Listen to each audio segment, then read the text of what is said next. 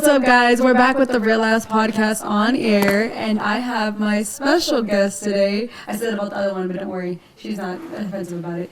I have my special guest today. Her name is, I call her Norma, but her name is Andrea, so allow me to introduce Andrea. Woo! I love how you clap. She just came back from the Kardashian show, obviously, which is very just kidding. She just came back from Keeping Up with the Kardashians, guys. But long time no see with her. Obviously, guys, you guys know us from back in the day. RMG and Norma throwing the most parties. Maybe you were at my party before, and maybe you were blacked out.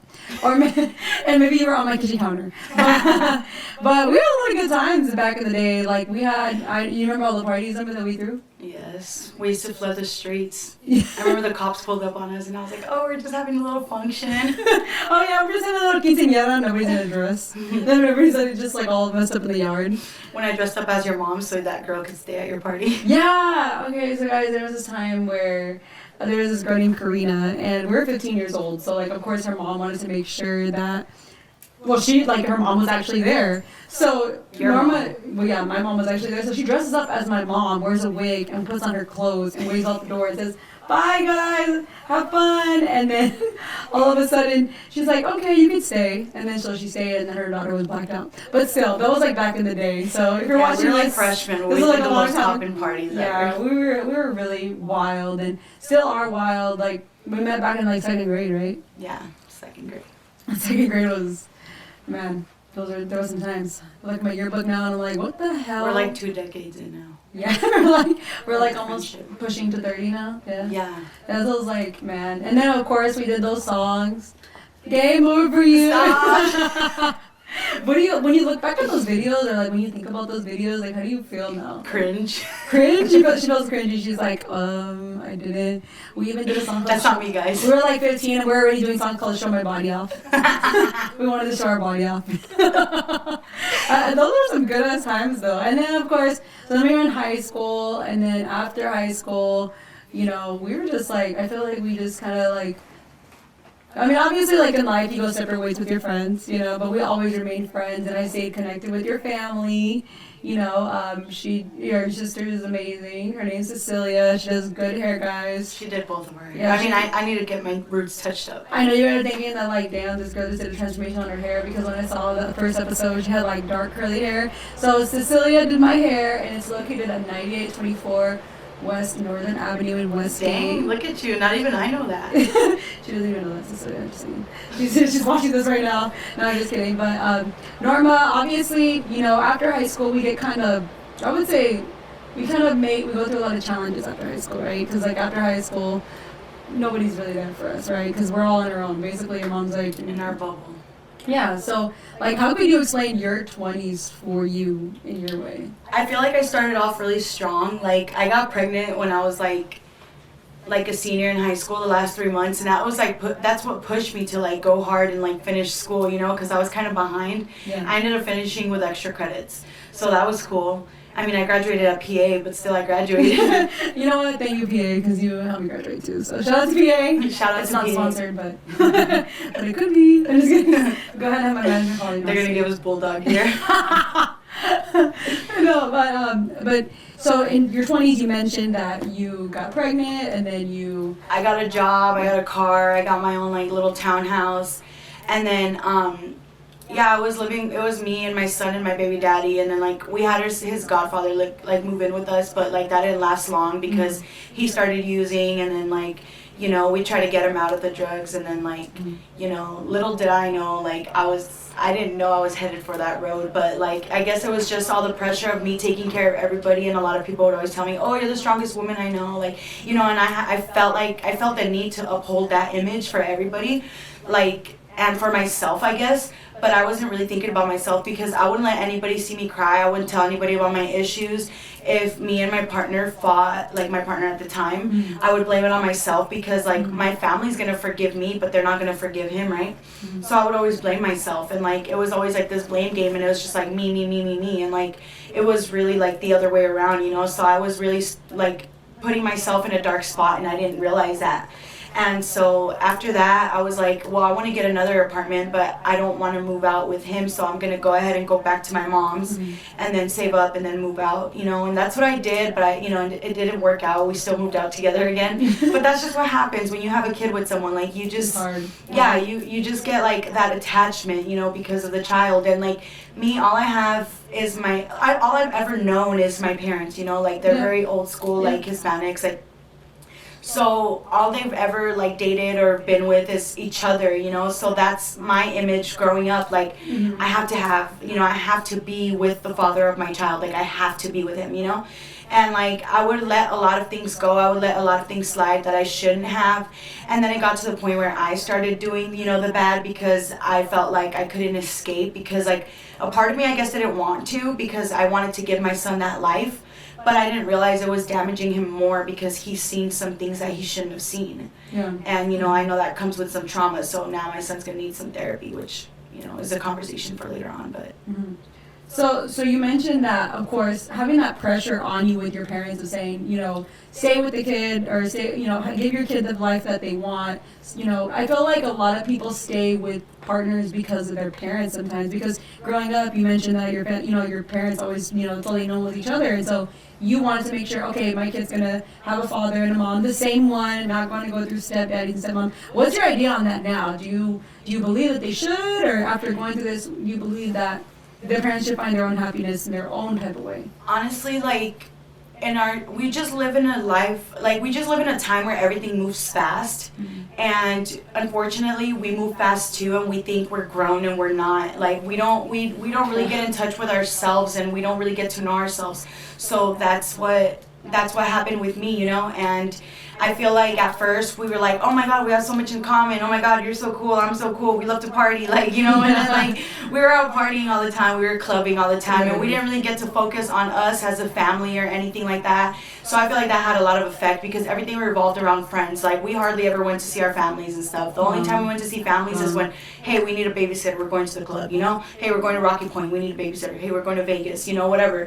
And that's just, it's not, I didn't see anything wrong with my lifestyle. I don't know if Elizabeth mentioned that last week, but we're, like, on the same exact page when it comes to that, because I didn't see anything wrong. I was working 2 jobs. I was paying my bills. You know, I was taking care of my little family. Like, at the time, I guess I should have appreciated it more, but I wanted him to help me financially. But, like, I tried staying home. Like, the last 5 months we were together, like, fast forward, like, 5 years later, I try to stay home, but that's not my thing. Like, I need to work, you know, like, I'm not a stay-at-home mom. And I guess I should have just accepted the fact that there is such thing as stay-at-home moms. And just like there's stay-at-home moms, there's stay-at-home dads. And I should have accepted that for us, you know, because maybe that would have went a little bit easier, because I was able to maintain my family and my bills and everything, you know. And I was able to provide a lifestyle that was comfortable for us, you know.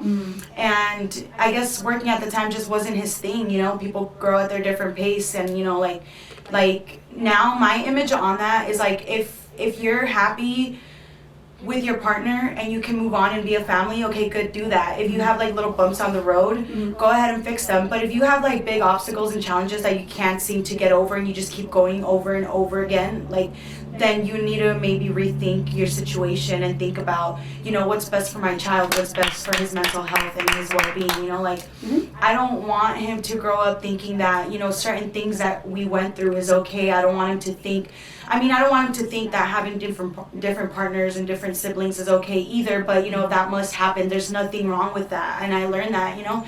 And I don't bash, like, for anything. We all have our problems, you know. I have my problems. He has his problems, you know. And, like, the thing is that right now, my son is with his dad. And, you know, like, it's very hard for me because I can't see him because of the path that I went through, you know, which we'll speak on in a bit. But, you know, the thing at the end is that I'm just happy that my son has one of us that's been good and stayed good, you know, like, and been able to provide, like, a regular lifestyle for him, you know, because if we were both, you know, like, doing substances and abusing substances and doing all that stuff, then at that point the government could have taken him. I know one of our families would have taken him in, but that's not ideal, you know. Yeah, no, and he needs both of us. He needs both of us just as much as he needs, you know, one, he needs the other.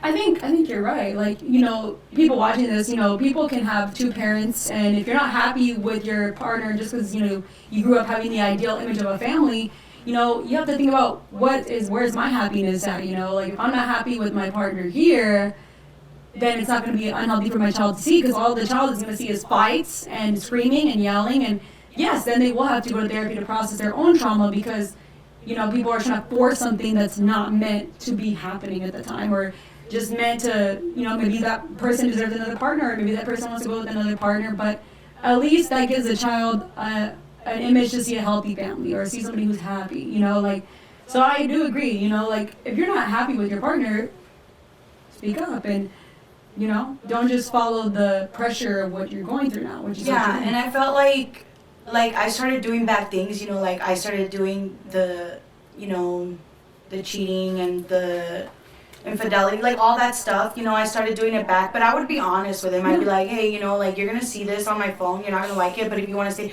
like, I felt like I just wanted to escape, but that part of me that held on to that image just wasn't strong enough to let go. So I felt like I drowned myself in a glass of water, essentially, because I didn't want to, like I wanted to move on, but I didn't have the strength in me, because I was just holding on to that image so bad. Like, I need to have, you know, like, we need to get married, we need to, like, have more kids, you know, my son wants a sibling, like, you know, we were like, if we could get pregnant, then we'll stay together. If we can't get pregnant, then we won't. And we didn't. And, you know, I just fell off even more and more. And then next thing you know, I started doing drugs. Yeah.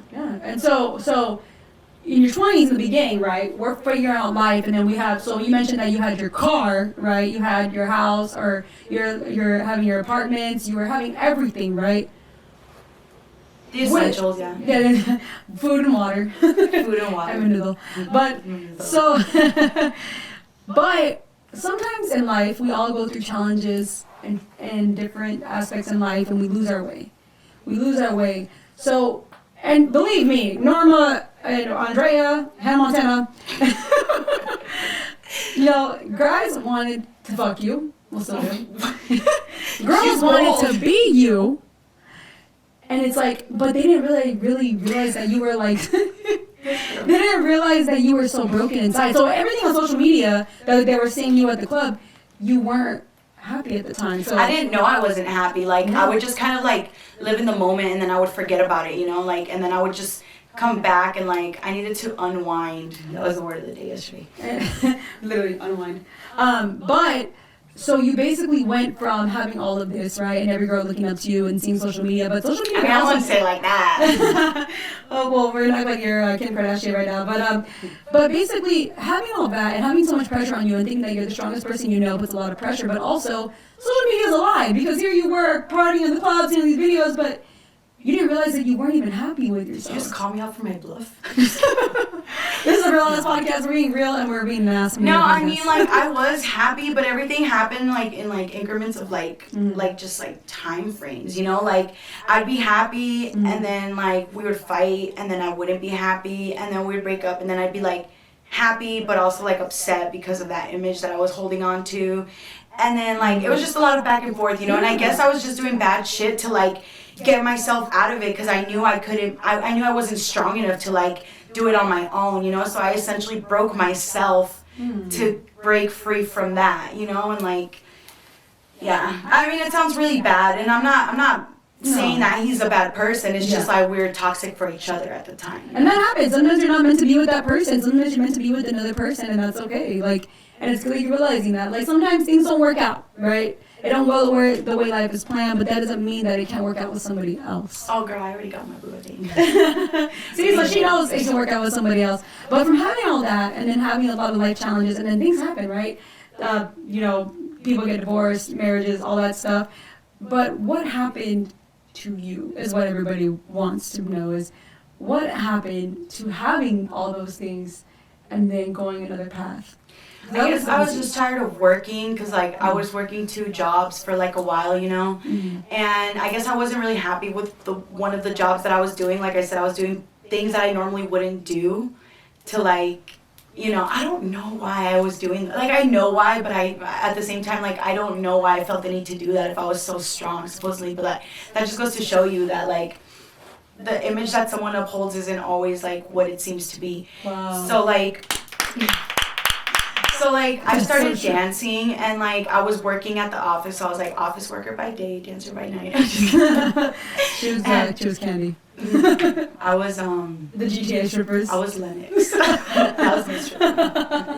So yeah, and so like I don't know, I guess I was just like, hey, like, you know, you get a job, or I start dancing, and then like it kind of, you know, resorted to me dancing, and like, and then from there, like, I guess he kind of started like, you know, gravitating more towards his friend group, and then like it kind of changed, like our friend group like shifted, because we met in our friend group, so it wasn't his friends, it wasn't my friends, it was both of our friends, like we were both friends and we met like that, and so his friend group kind of shifted, and like mine kind of like, you know, stayed small, because the girl who was my best friend at the time, she was like, she's a Scorpio, she was very like antisocial, and she doesn't like anybody. So yeah, I mean, she liked me. At least I like to say she liked me at the time. Scorpio season right now, guys. Hey. Yeah. So yeah, so I guess I kind of stayed in that bubble with her. And then at the same time, my brother got out of prison, and he started dating this girl, Julie. Everybody knows Julie, right? Oh yeah. And she's the most beautiful girl that I've ever met, like inside and out. Like, and I feel so bad, because I used to look down on her so much. Like, I remember she used to say hi to me at school, and I would be like, hi, you know, like I'll say hi and bye, you know, like I'll be civil, but I would never be friends with her. Like, that was my mentality. Like, I would be like, just the image she upholds, like the way that she carries herself, I don't like it, you know, like that was my mentality. And then my brother started dating her, and then like I would reject her, because, you know, like she was white and my parents are Hispanic, and she would come over and she wouldn't say hi to my parents, and that's big to me. And I would be like, see, this is why you don't bring a white girl home. No offense. I'm Mexicano. Oh shit, he's a coconut. The camera guy. She was saying that Martin. He said that, but he's Mexicano, guys. So Yeah, so he's like, he knows about menudo. So I would be like, this is why you don't bring a white girl home. Like, she doesn't have any manners. She doesn't say hi to my parents. And then my parents asked, like, do you want us to take you to the store? Because they were going to walk. And she was like, no. And I was like, what the fuck? You know, like, I was over here flipping shit and stuff. And then, like, I had a birthday party for my son, right? And then she came over, and she, like, handed me, like, $60.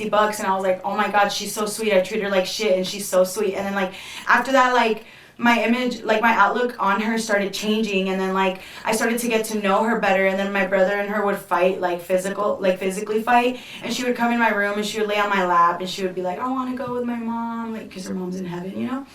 And then she'd be like, I want my mom, like I just want to die, and like, oh my God, it would make me cry so bad. Like I would cry with her, and like I just developed this love for her. Like everybody thought we were like gay together, but like that's my brother's ex-girlfriend, you know, like I'm not gonna do that to him, first of all. Yeah. Secondly, like I loved her like the sister I never had. Like I really did. Like I really tried to take care of her. Like when I saw that she started falling into drugs, like I took her to Rocky Point because I wanted her to see like what life is like outside of drugs. Like there's life outside, you know, you can be happy. You don't need to like numb your feelings, you know?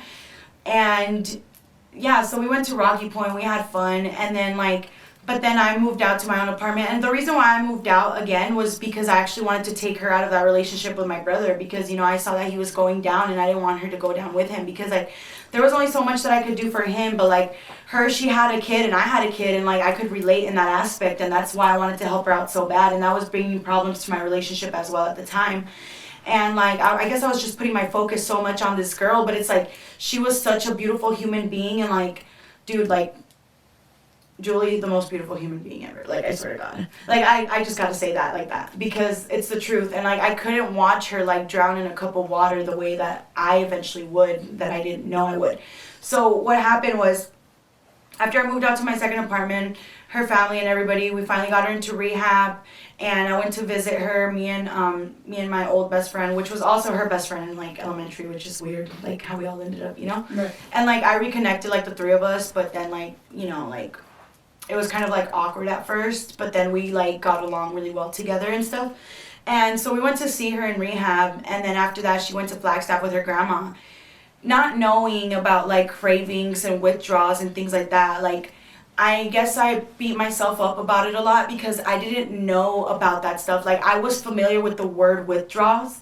I wasn't familiar with like, oh, once you get clean, like it's not just the drug you get addicted to, it's the lifestyle you get. Like oddly enough, like as weird as it is, like you're on the streets, you can't shower as often as you want to, like your period is not like easy to handle, like.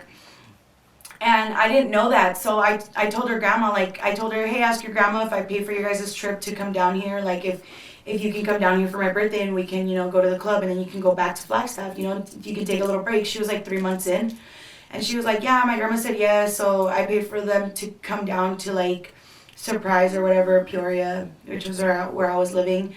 And we went out that night, and I remember she told me, like, if you don't get me drugs, I'm going to go out and get them myself. And, like, I didn't know what to do, so, like, I was like, okay, you can only do them in front of me, and, like, that's it. And so, like, I dabbled that night with her, and I didn't, I wasn't thinking. I was just like, whatever, let me try this shit, like, we used to dabble with coke, like, every now and then, like, when we would go out and party. But it's never something that I got hooked on either. And then, like, here's a little secret. Actually, while I was working, I was using meth for, like, 2 years. And nobody knew that. But, like, I mean, it was physically noticeable because I was losing weight, like, rapidly, Mm-hmm. And I was able to function. I was able to get off of it. I would get off of it. I would be on it for 3 months. And I would get off of it, be back on it for, like, a month, get off of it for 6 months. Like, just on and off. And I thought I was invincible, Like, I was like, this is me. Like, I got this, And, so yeah, I thought the same thing about that. Like, I didn't know what was so hard about, getting over drug addiction. I just put my... Okay, go on, sorry. You're that into my story? Yeah, I just had a fucking woo! Okay, go on. I was like, it spilled water on me right now, guys. Cut that off. Yeah. Okay, go on. So she went back and she had ended up going back with her with her baby daddy, and then she went back with some other guy who left her stranded, and then I don't know how she got home from there. She just like took off from my place. Like, I don't know where she went. Like, I thought, okay, this is gonna stop her, and it didn't stop her. So she was gonna keep wanting. So you were trying to save her, but it's hard. Yeah, it's hard because like we try to save people, but we can't. Yeah, it's crazy how people blame themselves. Like, I remember you told me you blamed yourself for like my like fuck ups. Yeah. And it has nothing to do with you. Like, it has absolutely nothing to do with you. Like, it was all my fault. I know. But like it's like, since I have my errors, I don't like to cry. But also my period might be coming too, so it's okay. I don't like this, but I grew up with you. I know. Oh my god, you're so cute. I love you, dude. I felt like I'm just sitting there watching my friend be in drugs and not doing anything. But it's not up to, like, the other person. Like, you have to want it. Like, like... I learned that, yeah. But like, I see these people on the streets now, and, like, I feel bad, but at the same time, it's like, I don't know their situation, so I can't fully judge and say, like, it's your fault. Like, you want to be there. Man. Yesterday, give me a fucking cigarette. And you're right. You do have to want it, and you do have to want to change. But just seeing you, like, I didn't know if I was gonna get a call saying this thing happened to you, and like God knows what I would do if that happened. But I feel like I was just watching you, and but actually I would send you some pamphlets because I couldn't. Obviously, when you're a grown ass woman, you can't call in for like their mom and be like, Andrea wants to get clean. No, she has to go herself. Nah. But I guess it was just hard for me to like see you like that because I knew you always had the potential to be something else. Yeah. And people would always ask me, what happened to Norma? And I wouldn't even know what to say because you didn't want to put my business out there. Yeah, that too. But I also didn't want to go dive that into it, But then it makes me so happy to see you now. It makes me happy to see what you're doing for yourself now. Because being on the drugs, that was a couple of years, and it does a lot to your body, and it does a lot to you. But why? Why did you feel like drugs were the savior of your life? Because I had just gotten that apartment, I had just bought a new car, and I had just started a new job. I was at work crying profusely for like a week, and they gave me a week off. And I was new here, right? And I was the internet sales manager. So they were like, okay, you know what, take a week off. And then like I went back to work and I still couldn't stop crying. And all I could remember is Julie telling me like, oh, I do drugs because they numb my feelings. And I was like, I need to numb my feelings so I can keep this job and keep like, you know, all of this going. And, you know, I had a lot on my plate. I didn't know what to do. I didn't want to go talk to nobody. I didn't want to look weak. Why was that important for you not to look weak? Because I just had like these comments, like people constantly telling me like, you're the strongest person I know, you're the strongest woman I know. And like I felt like I had to uphold that, you know, and like it was enough, it was coming from enough people for me to be like, I need to uphold that image, you know? You feel the pressure of the image. Yeah, and like you said, like everybody always saw potential in me and like, oh, you're gonna be something in life, you're gonna be something in life, you know, and maybe I might be, you know, maybe this is my niche, maybe I needed to go through the drug addiction because you know what?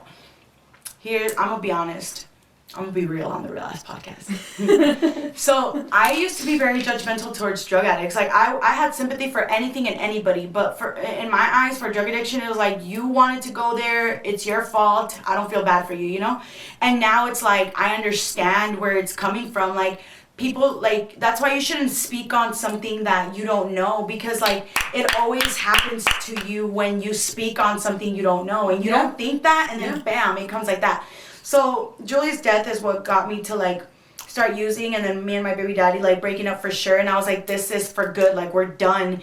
And it was like kind of like a relief, but at the same time it was like a scare at the same time because it was like I'm really on my own now. Yeah. You were scared to be alone. Yeah, exactly. Like I've always been in a relationship. Like I've been single for a year in my entire life, you know, like, and it's crazy. Like I guess I'm codependent, and I guess I have to learn to accept that because I want to be like so strong, you know, but like, you know, I guess some people are different, and it's okay. It's okay.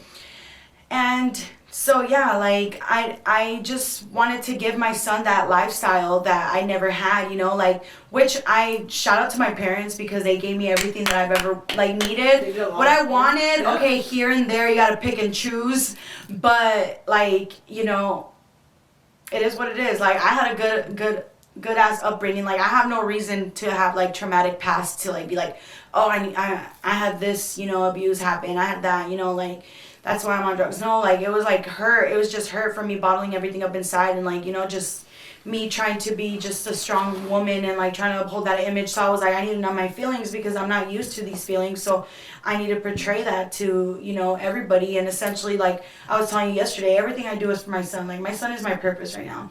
And he's the reason why I pulled out of the drugs, you know? Yeah. And okay, well, anyways, I'm all over the place. Let me get back on track. No, you're good. This is real. We're being authentic. We're not winging it. Yeah, like my wingman. So, yeah, like I remember like laying on the floor in my apartment and I was just done. Like, do you see this cut right here? Like this one, and this one, and this one. Like I was just done, and like I've always been a cutter. I didn't know it was like an addiction too. I didn't know that. Yeah, but essentially you get like that euphoric like effect that you do when you do drugs, and I didn't know that. But yeah, so I just woke up in a pool of blood, and like it was like daytime when I did it, and then when I woke up it was like nighttime. Like I was intending to kill myself, like, you know, like I was just done with life.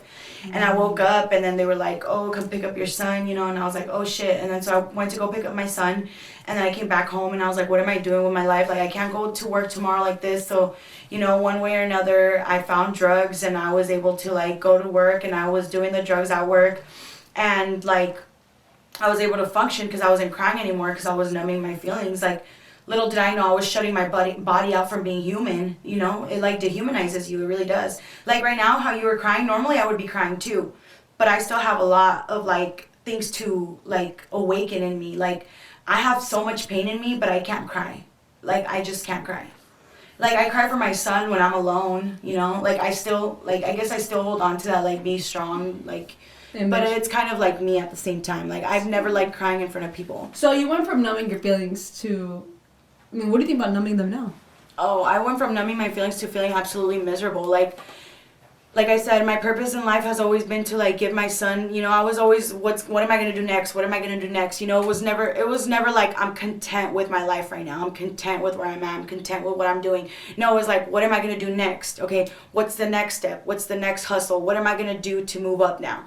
And it was always like that for me. And like, I just never took a break from that. And like, I guess when the breakup happened and my best friend passing away, and also my other best friend moving out of my apartment, like, you know, and like she was also going through some things, which is what caused our friendship to end.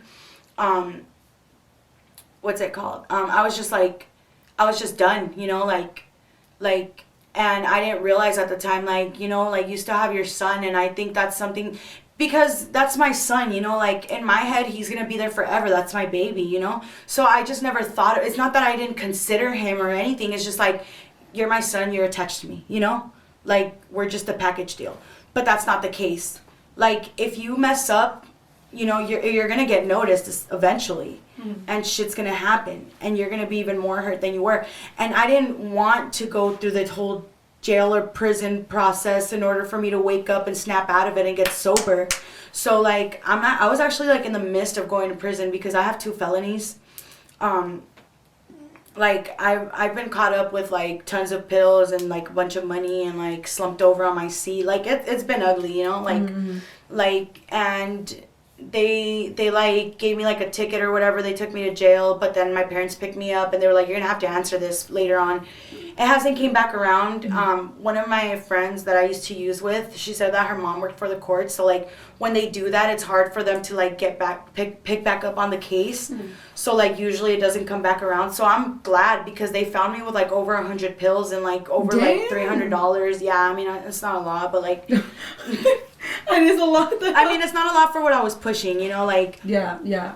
Well, so you mentioned that all that happened in the end, right? So, well, I think that's crazy too because they did a lot. They're forcing you to go to therapy. Yeah, probation right now. I see my PO like the first Thursday of every month, and I have to go to therapy, and I feel like that was just like God's will. Like, God knows I'm messed up in the head. God knows I'm prideful. God knows I'm not gonna do it on my own, and I'm just gonna end up with more problems in the end. So He's like, no, we're gonna get you. Like, you're smart enough to jump out and not go to prison, you know, before you go to prison, but you're not. You're too hard-headed to like get yourself the help, the extra help you need. Like, okay, you got out of the drugs, but what now? Like, you got a job, cool.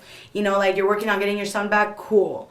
But you need to like develop your like your mental health, your mental health, and psychologically like build yourself up. We're gonna take a little break right now, guys, and that way we can figure out what happened to Norma now and what she thinks about mental health and the meaning of her feelings. And we'll be right back after this.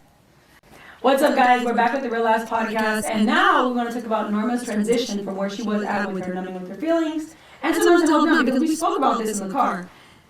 Like, we were in the car for a long time, guys, bending sessions. If you never had a bending session with your friends in the car, Are they really your friends? They're not. You don't understand life. I'm just kidding, but, so we talked about mental health, and how Mexicans, they don't pay attention to mental health. It's not that they don't pay attention, it's just like lack of education, you know, like everybody, like every parent's job or like wish is to like do better than their parents did for them, you know, like that's the essential goal, is for like every parent to do better than their parent. It's not like a competition thing, it's just like growing and like getting knowledge and like gaining knowledge and like getting to get familiar with like, you know, more things about life, like such as like your psychological well-being. And it's just not something that we're taught as like Hispanics, I guess. Like, we're like in this little bubble, and like, you know, we migrate over here, so like we gotta figure out what the white people are doing. When you're depressed, they tell you to go clean the yard and get off the telephone. Yeah, they say everything is your phone's fault because you're always on your phone. But it's like, no, they need to get deeper into like your psychological well-being and like understand that there's things that bother you, there's things that traumatize you, and there's things that they just like shut out because that's what they were taught, that's all they know. And it's not that they don't want, it's not that they don't want you to like get in touch with your like, you know, your mental health and your like well-being, but it's just that they want you to like be better, and they just, you know, they go about it the best way that they possibly can. I mean, your parents do so much for you, they sacrifice so much for you, you know, and like I guess that's why I feel so guilty, because I beat myself up, because I was like, I started on like this like path where I was like, I felt like I was thriving, and then like I just went boop, you know. But who hasn't went boop? Like, if you're watching this right now, who has not went from here to here and go boop? But then all that matters is how you go boop up. You gotta go up from your downfall. Who has it? If you're watching this podcast right now, your level's going so good. And then boom, something happens. Yeah, speaking of mental health, like, I guess I kind of have, like, PTSD now. Should I say why? Yeah, you can go ahead. Okay. So, like, the first 2 years of me using, like, I was fine. My mental health was fine. You know, I didn't see or hear any voices. But then I started hanging around a group of people in a certain area where there was another certain group of people that's known to, like, make, like, videos of, like, girls that were, like, pornography, and then they'd, like, kill them. And I had a feeling, like, you know, like, I just feel things, you know, like, and I would hear the voices be like, she feels, like, you know, like, making fun of me. So, like, a part of me does still think that that's real. And, like, but, like, because I always express myself, like, I feel, because, like, I don't want to say, like, oh, I think you do this, or I think you do that. Like, I would say I feel, because I feel like it's more respectful, and it's more, like, conscious of the other person, right? Yeah, because if you feel like, you bitch, you'll be like, I feel like you're a bitch. I feel like you're a bitch. Exactly. No, It's I nice. learned that actually in therapy when they said that. I feel messages like, I feel like you do this when you do this. Like, oh, I feel bad when you don't wash the dishes because it shows you don't care about me, or I feel, you know what I'm saying? Yeah, so it's like a strategy that you use. Like, It's like the messages. it's like you want to be considerate of the other person, and I'm so fucking considerate that I was way too considerate of other people but myself. You know? Woo, felt that one in my heart. Yeah. Oh, I know you did, girl. But yeah, so then, like, I don't know, like, all these events kept leading up. Like, I kept hearing voices, but everything the voices were saying would happen, and then, like, they would always, like, Okay. yeah, no, not like that. Like, they would know what I was thinking, and, like, other people knew what I was thinking. Like, one time my ex came to my house, and I was wearing, like, an oversized sweater, right? And I remember, like, this is so ugly, it's so bad. I'm sorry, you guys. I'm gonna get graphic here. So if you have kids watching, probably get them off the TV or your phone screen. Is it sexual? No, it's not sexual. It's like drug inducing, or like, No. like. So I was like, I remember thinking in my head, like, I want a shot so bad, like, because I used to shoot up. Mm-hmm. Oh. Yeah. And I remember thinking, I want a shot so bad, like, so bad right now. Mm-hmm. And I remember, because I was trying to get clean at the time. And I remember she pulls up, and I was wearing this oversized, like, hoodie. Oversized, right? And I was wearing, like, a purple shirt underneath. Oh, shit. A purple shirt underneath. This woman. We're being proper here. Not this bitch, but this woman. This woman, I'm just kidding, my ex, she walks up to me, and she goes, nice purple shirt you're wearing underneath. And I look at myself, and I'm like, what the fuck, how does she know? And that wasn't, like, the first event, so that really messed me up. The fact that she always knew what I was doing, and, like, this certain group of people always knew what I was doing. I would pop up at the QT in Youngtown, and, like, cars would, like, flood, like, the area, you know? So, like, I honestly believe, like, I know it sounds crazy and far-fetched, but trust me when I say this, the events, my, like, outlook on things, and, like, the events that led up to, like, you know, what happened to me, like, it makes sense, like, it all adds up together. So it's not like I was, like, completely cuckoo crazy. Like, yeah, I was being gaslighted. Like, I was like someone would be like, you stupid bitch, and I'd be like, why'd you call me you stupid bitch? And they'd be like, I never called you a stupid bitch, but it was really happening, you know? They really call you that? Yeah, and then, like, I knew it was happening all along, but eventually I actually started hearing voices because I was being gaslighted. And then, like, I would walk down the street to, like, go get a Polar Pop. And this gold Honda would always pull up. Wow. And I think this was the group of people that my ex had warned me about, like, hey, watch out for these people because they're here in this town and they do this to girls who are on drugs, you know? And a lot of people were like, dude, you're too pretty to be on drugs. Like, you need to watch out. Look at you right now. Woo! And, like, I don't know, like, I guess, I don't know if people were looking out for me or if they were, like, trapping me because, like, they would take me and, like, as soon as I would show up at one spot, a bunch of cars would pull up to that spot. And then, like, it's like they would fight over me and they would talk about me like if I was an object. And I felt like I was treated like an object. Like, you know, I'm very in touch with my spirituality. And when you're on drugs, like, that shit, it, like, empowers it by, like, 100. So, like, I was making things happen with my brain. Like, I would say I want something. If it was bad, like, I want drugs, I would get drugs. I need a ride, I would get a ride. Like, with my brain. And I'm not kidding. Like, it would happen instantly. Like, I was in Phoenix one time and I was walking and this guy goes, oh, I know you. You're Andrea, the pretty one. And I was like, what? And he was like, yeah, I know exactly who you are. And I was like, what the fuck? And I was like, bro, like, how do you know? Like, and then, like, I had a lot of instances like that where cars would just pull up on me and be like, you're Andrea. So I think that these people did, like, get a hold of me in a sense. And, like, I think maybe they posted me, like, on the dark web or, like, you know, when it was, no, I'm serious, because I would have all these cars following me. And one time I was outside and I was laying on my mom's lap, and I seen the same 15 cars passing by my house, and I would see that constantly. And she goes, Drea, I think they're watching you. And I was like, I think they're watching me too.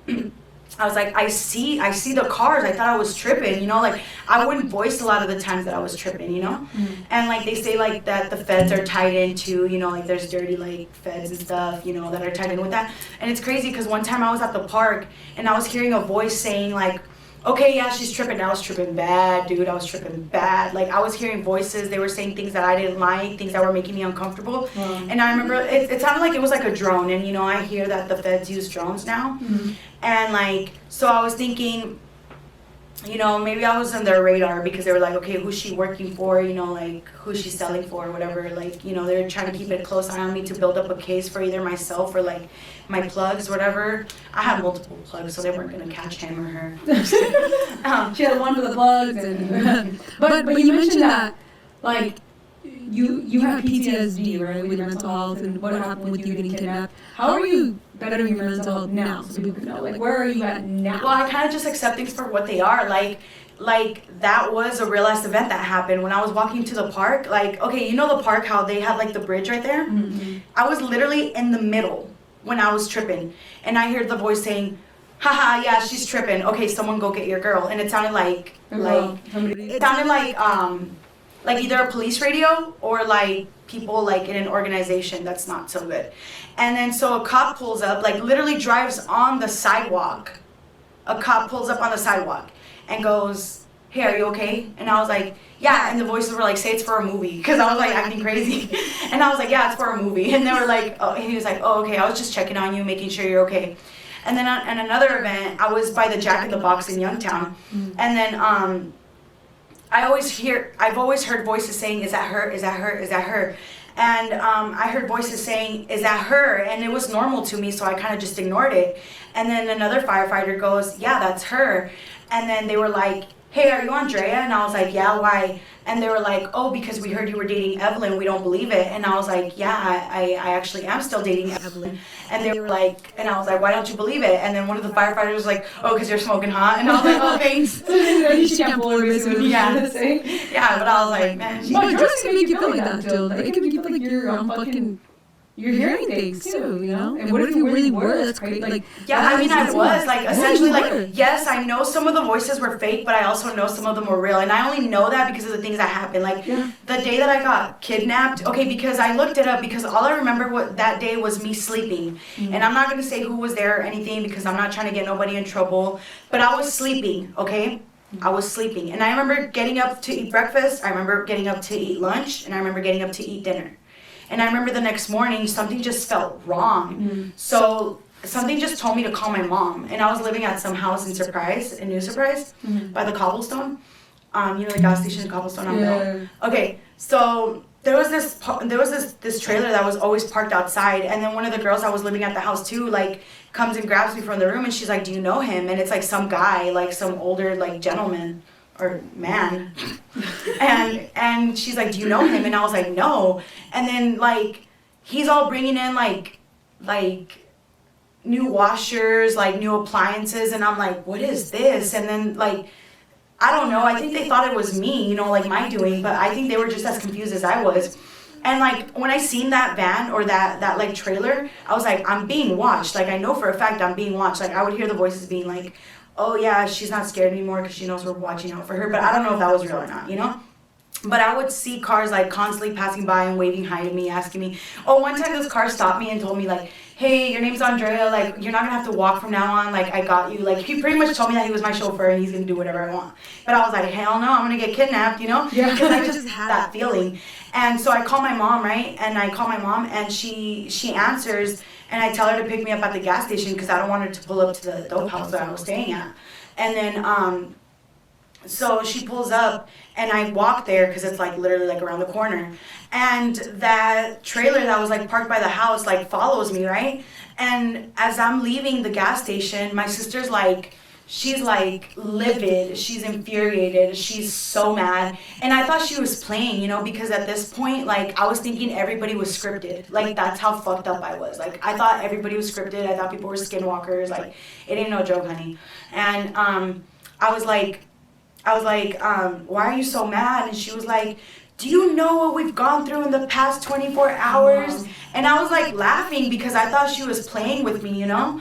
And then as we're exiting the gas station, the guy in the trailer or whatever, he has a camcorder in his hand, and he points at me, he points at the camera, and then he goes like this. And I had a feeling that I was being watched. I had a feeling that I was being like recorded, like my every move.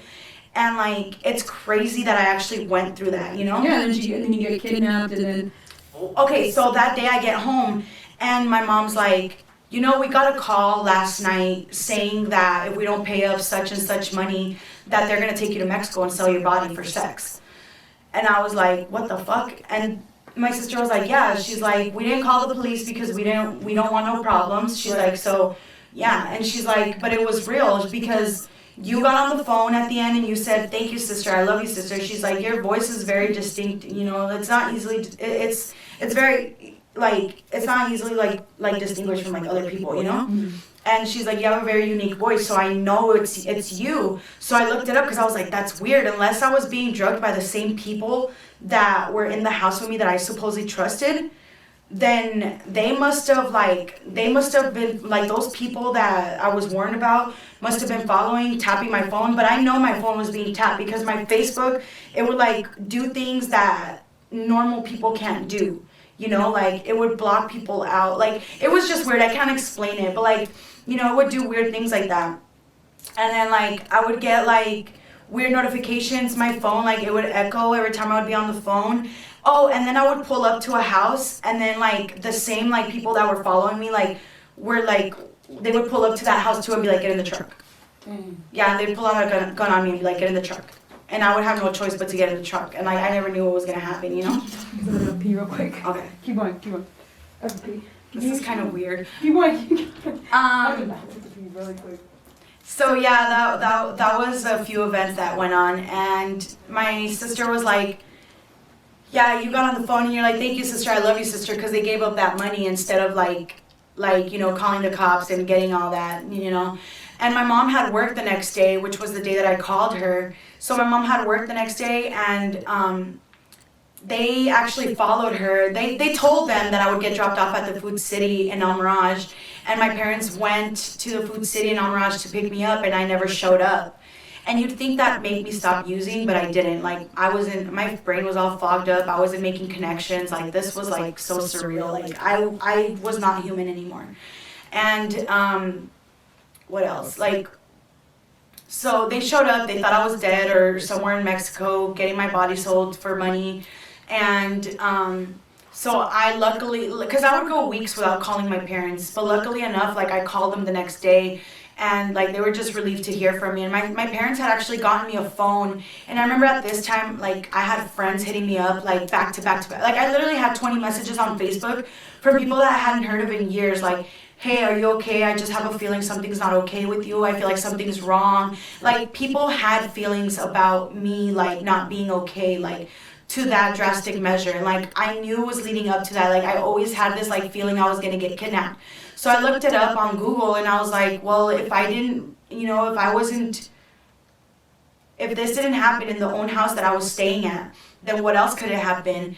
And I read on Google that there's such thing as like virtual kidnapping, and like people tap into your phones and they watch you, and like, you know, they keep surveillance on you, and like the cops are in on it and everything. And like, I mean, I don't know if it went to that extent, but yeah, like, I guess everybody kind of knew what was going on, and like, I guess I did too, but I was just oblivious to it because I guess I was naive, or I don't know if I was just like turning the other cheek, because it just wasn't possible. Like, the things that were happening to me were just simply were not possible.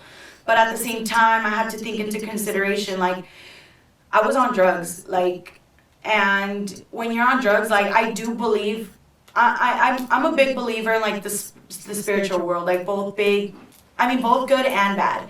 And I do believe that dark things can happen when you're doing bad things. And I think that's what happened to me. I think I entered, like, a new, like, realm or whatever you call it. And I think that, like, those things were actually happening because, I mean, there's people who went through them with me, and, like, my family went through it with me, too, when I got kidnapped or whatever.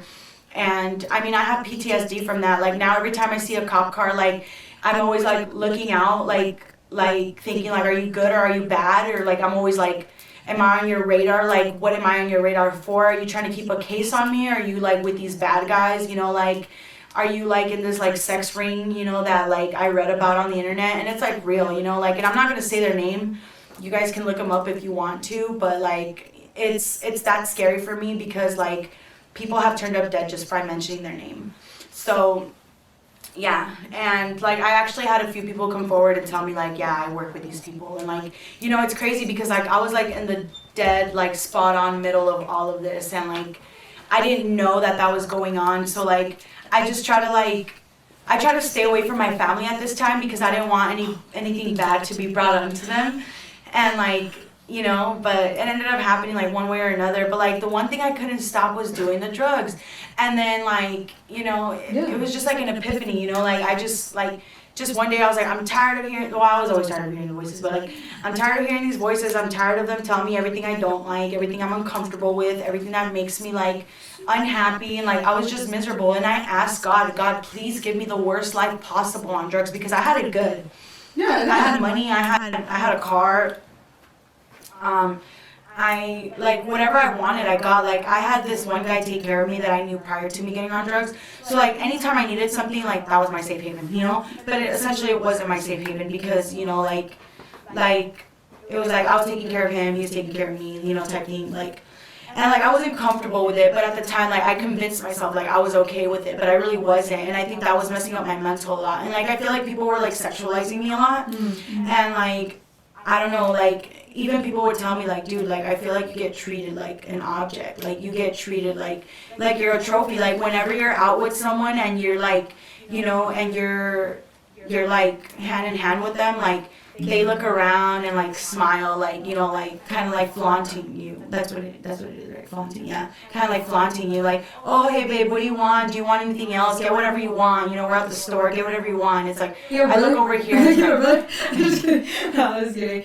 So, Norma, now people see, you know, your mistakes you made, and, you know, you take full accountability for those. Like, you're coming with it clean. You're telling people everything that they want to know.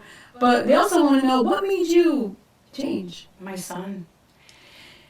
From what I hear, people normally last like 10 to 20 years on drugs, which is like, I'm not like, you know, speaking on statistics or anything. It's just personally from what I've heard, like, that's the norm. And for me, it was 4 years because I feel like I just wanted out so bad. Like, it was just a little escape for me. I didn't know it was going to, you know, carry on for that long. Yeah. And, like, I just, like, the thing that I've always wanted so bad was just to be a good mom to my son. Like, I love my son with everything I have, and I'm never going to stop fighting for him, you know? And I want to provide that lifestyle that, you know, that I was essentially starting to provide for him. And, like, he's not used to it, you know? Like, whenever, like, I was still, like, very active in his life for the first 2 years. It was the last 2 years that I kind of, like, fell off because my mental fell off, you know? But I still put him through school. I bought him his school supplies, you know, like, I went to his parent-teacher conferences, like, hey, fucked up in the head or not, but I was there. You know, I was there for his graduation. Yes, I helped him with his online school when COVID was going on. Like, yeah, I could have been doing a lot more, but, you know, for a drug addict that's, like, messed up in the head, I think that's pretty good, you know? Yeah, I mean, you were trying your best, and now you're changing for your son. What made you want to go, okay, I need, this is, you know, for your son, but what did you do to make that change? What changes have you done so far? What have your progress been? What goals have you reached that you want to take credibility for? Well, I was just fed up with it. Like I said, I asked God for the worst life possible, like, on drugs, because I had it good, you know? Mm-hmm. And when you're living good, you're not going to see the wrongs, right? Even if you're wrong in every way. And I remember I even told my sister one time, like, I like this lifestyle. Like, I like it. Like, you don't just get addicted to the drugs, you get addicted to the lifestyle, you know? Wow. Fast money, fast everything. Like, wow. yeah. And, like, but there was always something that my heart was yearning for, and that was like the love of my son, like to see him on a daily, to be able to provide for him, to be able to tuck him into bed. And like throughout the years I still read him books, you know, like I remember like even the last day I seen him, the night before he went to bed, I read him a book, or I would play like the Three Little Pigs. He likes Three Little Pigs. Yeah, and I would play for him on YouTube. Yeah, and yeah, that was like our little bond, you know, and like we made like a poster like maybe like a week before the last time I seen him, before he left with his dad. We made a poster because my son's an artist. He's amazing at drawing. Like, he's so good. Like, it's crazy. Like, you wouldn't think a 7-year-old did it. And like, so we made like out of like what is it called? The cardboard paper? Yeah, cardboard. It's not cardboard, but like, you know what I'm talking about. Yeah, like the colorful one. So we grabbed those and like we just like glued them together, and we made like a poster from like this to like from here to here. And like from like here to like here. And like he's like gluing all his artwork on it, and I just can't wait for him to come back and continue his little artwork. So for those watching this about numbing your emotions, I definitely feel like it's healthy to, it's okay to not be okay, but it's definitely not okay to stay that way. Yeah. It's like, you wanted to numb them at first, right? Because you weren't educated on how to express your emotions in a healthy way. So, and you had a lot of pressure on you, like you mentioned. You felt like you needed to be the strongest bitch ever. You needed to be the strongest person ever. But so you went from numbing your emotions. How do you believe in numbing your emotions now? What do you believe about emotions now? How does you express them now? You kind of like opened my eye yesterday when you said like instead of running to the drugs, run to therapy, you know? Run to yourself. And I think I'm going to take my counseling very seriously, because I really, like, I think I know a lot, but I also think I need to be told a lot about myself, you know what I mean? I was in therapy for about 7 years, and I learned a lot about my childhood trauma and, like, just different aspects. Like, sometimes we repeat patterns of our parents, and we don't even realize that we're repeating it. Like, why am I yelling like this? Oh, shit, I sound like my mama. Yeah. You know, and then you're like, oh, shit, my mama. You know, I was telling my mom, I'm never going to do this. And then yeah, I remember, like, I was telling you yesterday, like, as a kid, like, I was always made to feel bad for, like, accidents. Like, if I broke a plate, like, oh, why'd you do that? You know, like, and it's not that, you know, it's just that they're trying to add the discipline so that we grow up right, you know, but they don't know that traumatizes us, or they don't know what's going to traumatize us, you know? So, like, that's big for me, like, for my son, whenever he cries or when he has an accident, like, I tell him, it's okay, baby, you know, it's an accident, accidents happen. Or when he cries, like, I tell him, it's okay, baby, cry, you know, cry, you need to let it out. You don't want to repeat it. Yeah, exactly. I don't want to repeat that cycle. I don't want him to grow up beating himself up about things that's not his fault. And that's really big for me, because I beat myself up about things that are not my fault. Like Julie's death, like, I beat myself up about that a lot, you know? And so now you mentioned with the trauma now. So now, you know, therapy, people are very oblivious to therapy, or kind of like just not wanting to go to therapy because of, you know, I don't want to tell somebody my story. Why should she want to know? I don't trust her. But at the same time, if you go to therapy, right, and you go closed-minded, how are you going to learn and grow when they're telling you to do things? Like, maybe the therapist, they're trained and they know what they're doing. If you go to therapy like this, then you're not going to receive the information that you need to grow. So it's like, I learned in therapy a lot about myself, about my parents, about the things that I repeated, the way I would talk to people. My dad would always call me stupid.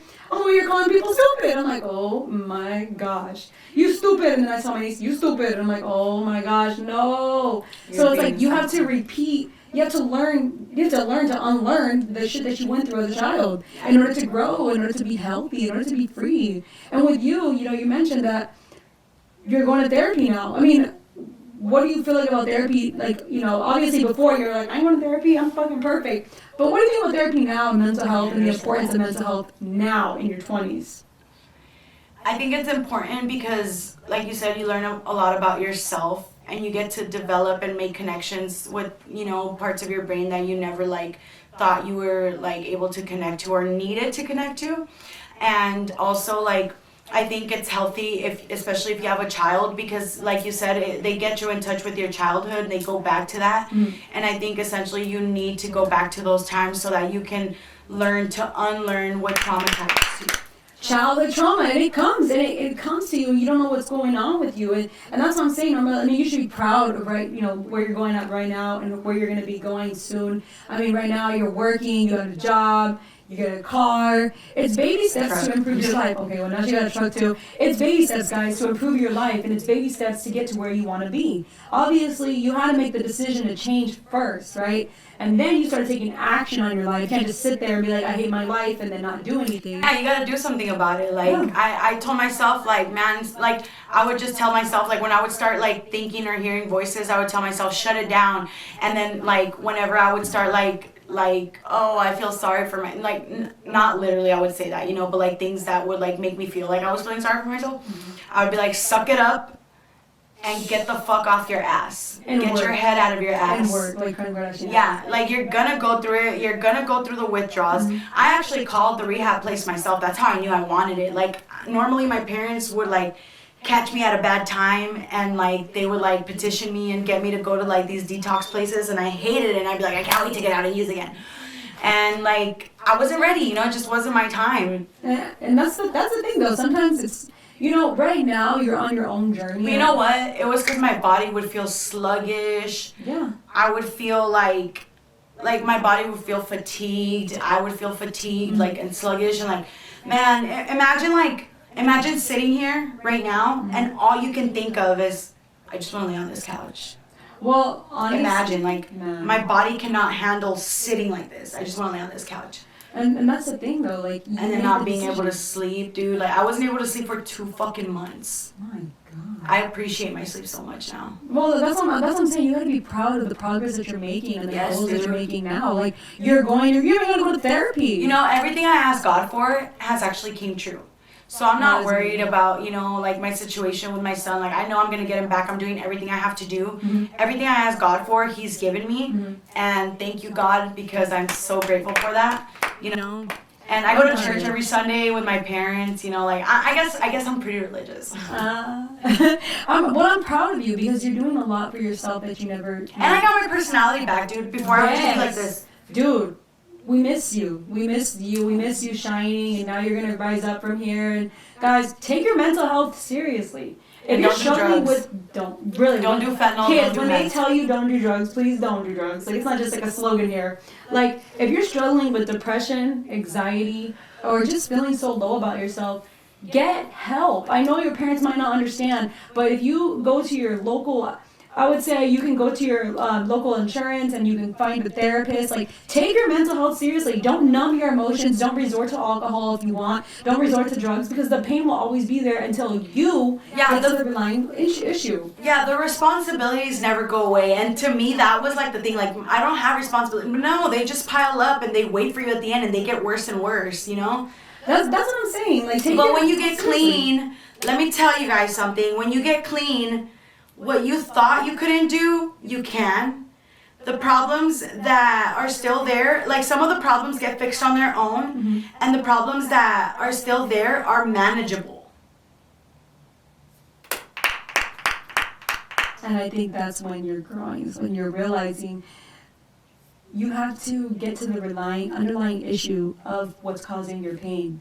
And when you guys are making the choice to go to therapy, you're telling yourself, I care about my mental health. Don't go in there feeling like you can never get help and there's nothing for you. There is always help at the end of the light. And that's what I'm saying, guys. At the end of the day, it's up to you to take action on your life, on where you want to be. And if you're struggling with mental health, please get help. Don't resort to drugs. Yeah, like, I thought I loved myself the entire time. But, you know, like I said, I think I needed to go through this, like, drug journey, whatever you want to call it, in order for me to, like, find myself and figure out that I needed to love myself. And there was actually something wrong with the way that I was living, like, partying all the time, being a parent, you know, just because you're handling bills, you're handling your child, and, you know, they have whatever they need / want for the most part.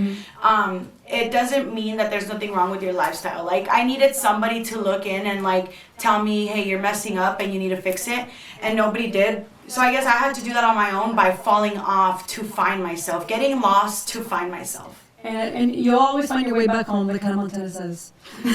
but Norma, do you have any words for somebody who's struggling with drug addiction? You know, if there's anything you want to give to somebody who's struggling with drug addiction, feeling like they lost their life, feeling like they're just not even, they just need drugs to numb the pain. What is the last thing you want to tell somebody if you want to look at the camera and tell them? I mean, the way I saw it, after, like, maybe, like, a couple months of getting, like, high on fentanyl, I would be like, why am I smoking these pills? Like, I could feel like I wasn't smoking to feel numb anymore, or I wasn't smoking to like feel high anymore. I was smoking to feel normal because I didn't want to withdraw.